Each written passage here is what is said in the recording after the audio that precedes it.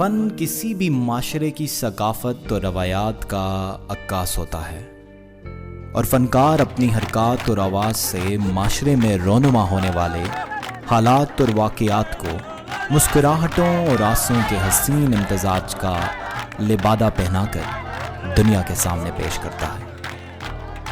معاشرے میں رونما ہونے والا ہر واقعہ فنکاروں کے دلوں کو چھوتا ہے، جو ان کے دل میں احساس جگاتا ہے، اور یہی احساس ان کو ڈراموں اور تھیٹر کے ذریعے لوگوں کو دکھانے کا سبب بنتا ہے۔ اگر یوں کہا جائے کہ ایک فنکار ہی صحیح معنوں میں اپنی قوم اور معاشرے کی روایات اور اقدار کا امین ہوتا ہے۔ گلگت بلتستان دنیا کے ان چند خطوں میں سے ہے جو 90% اب بھی دنیا کی نظروں سے پوشیدہ ہے۔ ایسے میں فنکار ہی وہ واحد طبقہ ہے جو انتہائی محدود وسائل اور اپنی مدد آپ کے تحت خطے کا مثبت چہرہ دنیا کو دکھانے میں مصروف عمل ہے۔ گلگت بلتستان میں تھیٹر اور ڈراموں کی تاریخ بہت پرانی ہے۔ تاریخ پر جب نظر دوڑائیں تو اس کے مختلف رنگوں میں سے ایک رنگ یہاں کی بے شمار رسوم و رواج ہیں جو سب سے منفرد اور نمایاں ہیں۔ انہی میں ایک قدیم رسم شاپ ہے۔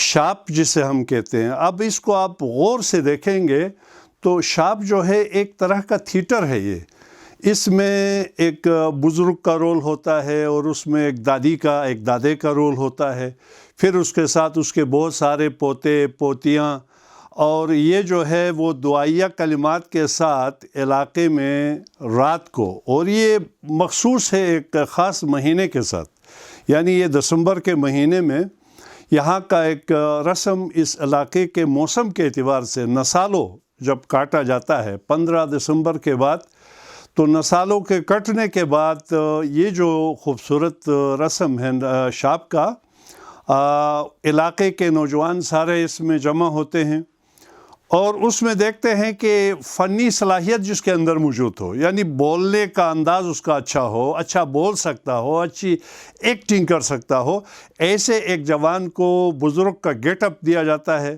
تو یہ جو ہے باقاعدہ ایک رسم کے طور پہ ادا ہوتا تھا، اور پھر ہر گھر میں جا کے یہ ایک الگ انداز سے اپنا پیغام کنوے کرتے تھے علاقے کی جو ہے نا ترقی، ترویج اور محبتوں کے لیے۔ یہ لوگ سردی کی راتوں میں رات 10-11 بجے تک یہ سما رہتا، اور پھر جو بچتے گھر اگلے دن۔ ڈرامے کو سٹیج کی تحریک بنانے کا سہرا ان خانہ بدوشوں کے سر ہے جو بابو سر ٹاپ کھلتے ہی مال مویشیوں سمیت مانسیرا اور ہزارہ کے دوسرے علاقوں سے گلگت آئے تھے۔ تو اس زمانے میں جو بابو سر ٹاپ سے ہوتے ہوئے جو لوگ آتے تھے، یہ جو چرواہے آتے تھے، یہ جو مال لے کر لوگ آتے تھے، وہ بھی گلگت بلتستان میں آ کر، اس زمانے میں مشہور مارکیٹ ہوتی تھی گلگت بلتستان میں، کشمیری بازار ہوتی تھی۔ یہاں پر مہاراجہ کے زمانے کے دکاندار موجود ہوتے تھے، ہندو بنیے موجود ہوتے تھے۔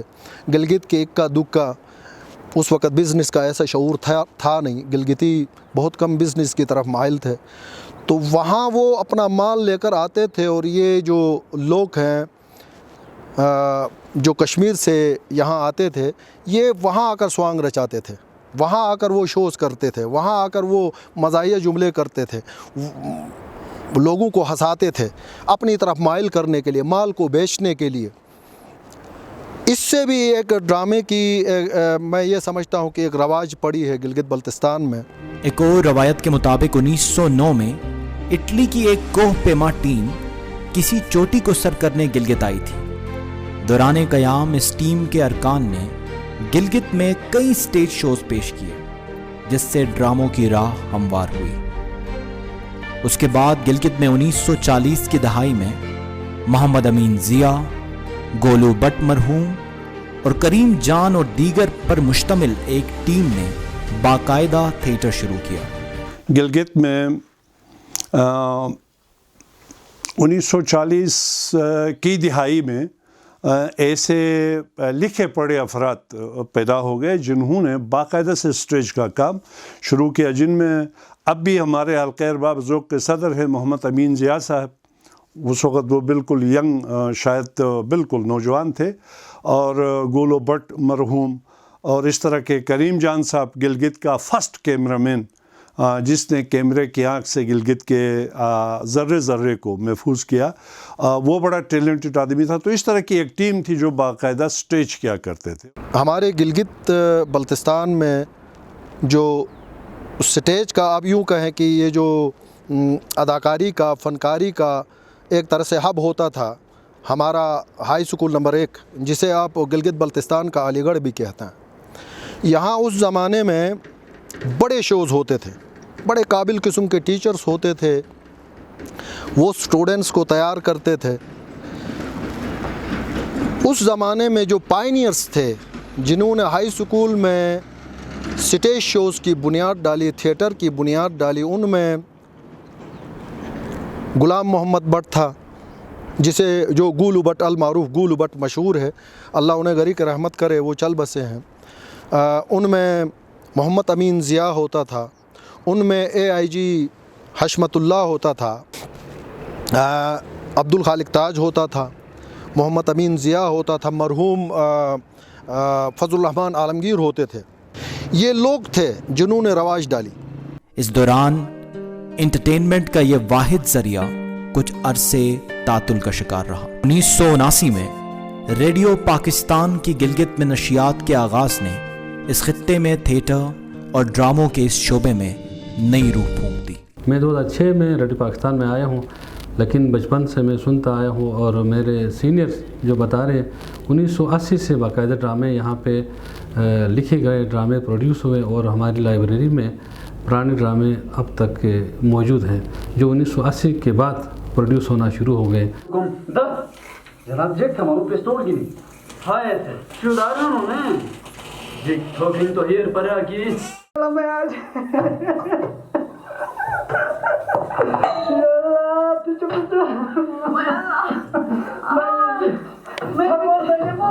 اور جو ڈرامے پروڈیوس ہوئے ہیں وہ مقامی زبانوں میں ہوا کرتے تھے، جس میں ہماری گلگت بلتستان کی بڑی زبان اور شنا اور برشسکی میں.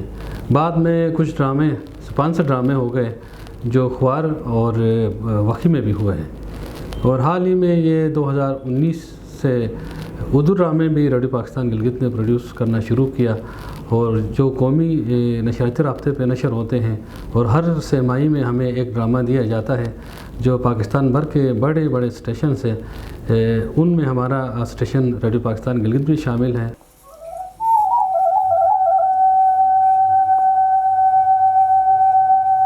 ریڈیو پاکستان گلگت کو میں یہ کہوں گا کہ یہ پہلا ادارہ ہے گلگت بلتستان میں جس نے یہاں کے نوجوانوں کو فن کی دنیا سے روشناس کروایا، اور بہت سارے بے شمار ہمارے نوجوانوں نے یہاں آ کے پرفارمنگ آرٹ میں، چاہے وہ ڈرامے کے حوالے سے ہو، چاہے وہ انہوں نے کسی بھی حوالے سے، چاہے وہ خبروں کے حوالے سے ہو، اور یا پھر اینکرنگ کے حوالے سے ہو، تو ریڈیو نے بہت بڑا ابتدائی رول ادا کیا ہے. اس زمانے میں البتہ ڈرامے تو نہیں تھے، لیکن بروشسکی میں 10 منٹ کا مختصر پروگرام پیش کیا جاتا تھا جس میں فنکار ایک ٹاک شو کی طرح مختلف معاشرتی اور سماجی مسائل پر روشنی ڈالتے تھے. 1988 کے فرقہ وارانہ فسادات نے نہ صرف گلگت میں بلکہ پورے گلگت بلتستان میں زندگی کے ہر شعبے کو بری طرح متاثر کیا. 1990 میں پہلا تھیٹر چنار باغ کے مقام پر پیش کیا گیا. ناخوشگوار، ناگفتہ حالات میں رات کے اوقات لوگوں کو جمع کرنا اور تھیٹر پیش کرنا ایک چیلنج سے کم نہ تھا. علاقے کے ساتھ محبت کرنے والے یہ نہیں دیکھتے ہیں کہ حالات کیسے ہیں، حالات جیسے بھی ہوں وہ باہر نکل آتے ہیں. حالات، یہ جو لوگ ان حالات سے فائدہ اٹھا رہے تھے وہ اٹھا رہے تھے، اور نقصان کھانے والے نقصان کھا رہے تھے. اس وقت بھی حلقہ ارباب ذوق، قراقرم آرٹ کونسل اور شعراء اور ادبا نے ہمارا ساتھ دیا. اسی مقام پہ جہاں پہ اب اس وقت ہم بیٹھے ہوئے ہیں، لوگ یہاں پہ آتے تھے. ہم نے ان نامساعد حالات میں بھی ان لوگوں کو جمع کیا اور ان لوگوں کے ساتھ مل کر ہم نے کوشش کی، سٹیج سے آواز اٹھائی، اپنی انا کو ہم نے داؤ پہ لگایا. ایسے لوگ جو کبھی کسی محفل میں نہیں ناچتے تھے وہ سٹیج پہ جا کے ناچنے لگے. کس لیے؟ علاقے کی امن کے لیے، آشتی کے لیے، محبت کے لیے. ہم نے محبت کا پیغام دے دیا اس علاقے میں. یہی جمشید خان دکھی، یہی عبدالخالق تاج، یہی غلام عباس نسیم، محمد امین ضیاء اور یہی ہمارے عبدالحفیظ شاکر جیسے دوست ہیں جنہوں نے اس علاقے کے لیے، اس علاقے کی امن کے لیے، اور ایسے ہی ہمارے دیگر جو سامعین ہیں جو ہماری آواز سن رہے ہیں وہ خود سمجھتے ہوں گے کہ ان حالات میں ہمارا ساتھ دے دیا. 88 کے بعد کی بھی حالات، اس سے قبل پہلے کی بھی حالات جو تھے ان میں ہم نے ایک دوسرے کا ہاتھ نہیں چھوڑا. یہی محبت تھی کہ اس میں ہم نے کبھی یہ نہیں سوچا کہ یہ سنی ہے، یہ شیعہ ہے، یہ اسماعیلی ہے. ہم نے یہ نہیں سوچا، ہم نے صرف یہ سوچا کہ ہم سب انسان ہیں. تمام تر مشکلات کے باوجود گلگت بلتستان کے فنکاروں کی یہ کاوش دراصل گلگت بلتستان میں آرٹس کی جانب ایک سنہرے دور کا آغاز تھا.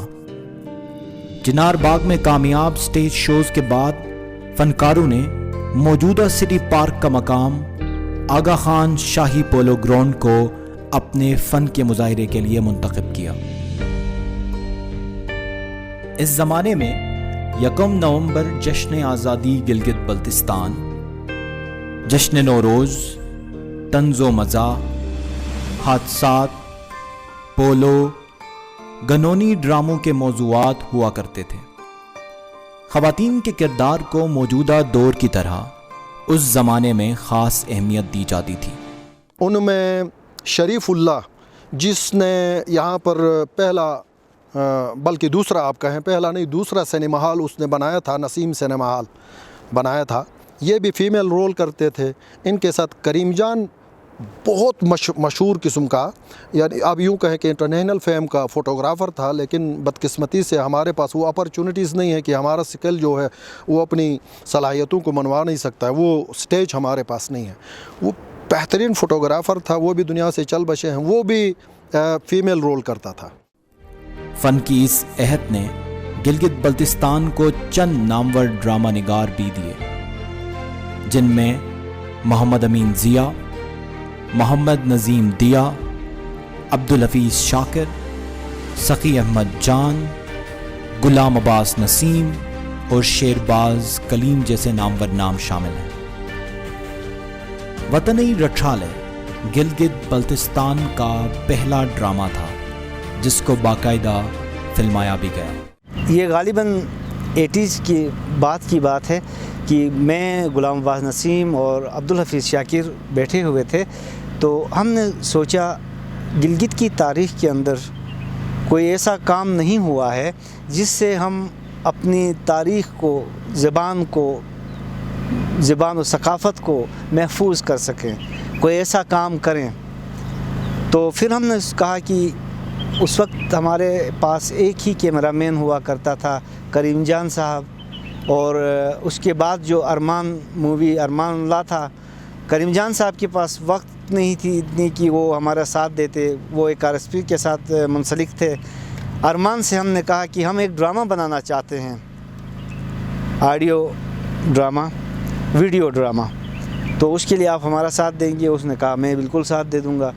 پھر ہم تین آپس میں مل کے ہم نے میٹنگ کی. انہوں نے سکرپٹ میرے ذمہ دے دیا کہ آپ سکرپٹ لکھیں گے. تو میں نے سکرپٹ لکھا وطنی رٹھالے. وطنی رٹھالے کا مطلب وطن کے رکھوالے. اب وطن کے رکھوالوں کے ساتھ کیا ہوتا ہے اس معاشرے کے اندر؟ ہم نے سوچا کہ بھائی ہم پولیس محکمہ جو ہے اس کے اندر سارے لوگ ایک جیسے نہیں ہیں. کچھ عناصر بہت ہی قابل احترام ہیں، کچھ عناصر جن سے نفرت بھی کی جائے تو بیجا ہے. تو اسی طرح سے ہم نے یہ سکرپٹ تیار کیا میں نے، اور سکرپٹ میں نے 3 دنوں میں یہ سکرپٹ لکھا تھا. دن رات ایک کر کے میں نے 3 دنوں میں وطنی رٹھالے کا سکرپٹ لکھا، اور اس کی شوٹنگ تقریباً 2-3 مہینے تک اس کی شوٹنگ چلی. اسی طرح سے اس کی ایڈیٹنگ ہو گئی. جس کے بعد شتم یٹم وہ بروشس کی زبان کا پہلا ڈرامہ تھا جس کو باقاعدہ ٹی وی کے لیے بنایا گیا، جسے بڑے پیمانے پر سراہا بھی گیا اور ناظرین کی خصوصی توجہ حاصل کی۔ اب بروشسکی میں ہم نے سوچا کہ بھئی بروشسکی میں بھی کوئی ویڈیو ڈرامہ کر کے دیکھتے ہیں، تو وہ اتفاقاً جو ہے وہ سارے آرٹسٹ، اس کو لکھا تھا شہرباز کلیم نے۔ سخی احمد جان صاحب بروشسکی کے بہت لیجنڈ جو ہے وہ اداکار ہیں۔ سخی احمد جان صاحب تھے، میں تھا ہنزا، کسی کام سے گئے اور پھر خیال آیا کہ ہم لوگ اس طرح کیوں نہ کریں نا، تو شتن ٹمگاؤ، اس حوالے سے ہم نے وہ، آپ حیران ہوں گے کہ یہ شتن ٹمگاؤ ڈرامہ صبح ہم نے 9 بجے اس کی ریکارڈنگ شروع کی ہے، 4 بجے اس کی شوٹنگ اینڈ کیا ہے، رات بھر بیٹھ کے ایڈیٹنگ کی ہے، صبح اس کو آن ایئر کیا ہے۔ تاہم بروشسکی زبان میں پہلا ڈرامہ لکھنے کا سہرا شہرباز کلیم اور شنا زبان کا پہلا ڈرامہ محمد امین ضیاء کے سر جاتا ہے، جس کا عنوان تھا اسکون سے کھوری ٹرکی۔ چونکہ ریڈیو ڈرامے جو ہے وہ پہلے شروع ہوئے، آڈیو ڈرامے، اس میں محمد امین ضیاء صاحب کا لکھا ہوا ڈرامہ تھا اسکون سے کھوری ٹرکی۔ یہ بہت ہٹ ہوا، چونکہ یہ ایک متل کیا کہتے ہیں، ضرب المثل بن چکا ہے شنا میں، اسکون سے کھوری ٹرکی۔ تو یہ ریڈیو کا گلگت اسٹیشن سے پہلا ڈرامہ تھا۔ ذرائع ابلاغ میں تیزی اور نت نئے رجحانات نے تھیٹر کی مقبولیت کو کم کر دیا، جس کی وجہ سے تھیٹر پورے ملک کی طرح گلگت بلتستان میں بھی زبوحالی کا شکار ہوا۔ موجودہ دور میں مختلف سوشل میڈیا نیٹ ورکس کی بڑھتی ہوئی مقبولیت نے گلگت بلتستان میں پرفارمنگ آرٹس کے شعبے کو ایک نئی امید بخشی ہے۔ گلگت بلتستان سے تعلق رکھنے والے نوجوان فنکار خاور عرف نفع نے تھیٹر اور ڈراموں کے ذریعے خاصی شہرت حاصل کی ہے۔ میں یونیورسٹی لیول سے تھیٹر کرتا تھا اور تھیٹر کا بڑا شوقین تھا، تو تھیٹر کرتے کرتے یہ ہوا کہ ہم پورے پاکستان میں یونیورسٹی کو ریپرزینٹ کرنے جاتے تھے۔ وہاں سے مجھے بوسٹ اپ ملا، اپریسیشن ملی، بیسٹ ایکٹر ایوارڈ میں جیتا، بیسٹ ڈائریکٹر جیتا۔ میں اپنے ڈرامہ سوسائٹی کا پریزیڈنٹ تھا، تو اور اسی ڈرامہ کمپٹیشنز میں آل پاکستان ہم نے یونیورسٹی بحریہ یونیورسٹی کے لیے پریزیڈنٹ آف پاکستان سے ایوارڈ بھی جیتا ہے، اور یہی کیریئر چلتا رہا میرا۔ تو گلگت بلتستان میں تھیٹر کا جو رجحان تھا وہ بہت کم تھا۔ خاور کی جاندار فنکاری اور اداکاری زیادہ تر گلگت بلتستان کے نوجوانوں کے مسائل پر مبنی ہے۔ میں یوٹیوبر ہوں اور بلاگنگ کرتا ہوں، تو اس طرح لوگوں نے زیادہ اپریشیٹ کیا مجھے۔ میرے کو میں نے رکھتے ہوئے میں نے ایک پلے لکھا تھا، کب سدھرو گے، ایسے نہیں چلے گا، جس میں پیرنٹنگ کے حوالے سے بات تھی گلگت بلتستان میں، بچوں کی جو یہاں سے جا کے، جو بچے وہاں جا کے ماں باپ کے پیسے اور کس طرح وقت گزارتے ہیں، کیا کرتے ہیں، کیا کرنا چاہتے ہیں اور وہ کر کیا رہے ہیں، ان کے حوالے سے میں نے سبق آموز ڈرامے بنائے، تو لوگوں نے مجھے ایکسیپٹ کرنا شروع کر دیا۔ فن اور فنکار کی نشو و نما کے لیے وسائل کی ضرورت سے انکار نہیں کیا جا سکتا۔ پوری دنیا میں مقامی فنکاروں کے لیے حکومتیں یا مختلف سماجی تنظیمیں وسائل کے اسباب تیار کرتی ہیں، مگر بدقسمتی سے گلگت بلتستان میں حالات اس سے مختلف ہیں۔ گلگت بلتستان میں فنکاروں کے لیے وسائل تو دور کی بات، ان کے فن کی ہی کسی سطح پر حوصلہ افزائی نہیں کی جاتی۔ مالی وسائل کی کمی بہت بڑی رکاوٹ بن کر مقامی فنکاروں کے سامنے ہے، جس پر اگر قابو نہیں پایا گیا تو لوگ اس شعبے میں کام کرنا ہی چھوڑ دیں گے۔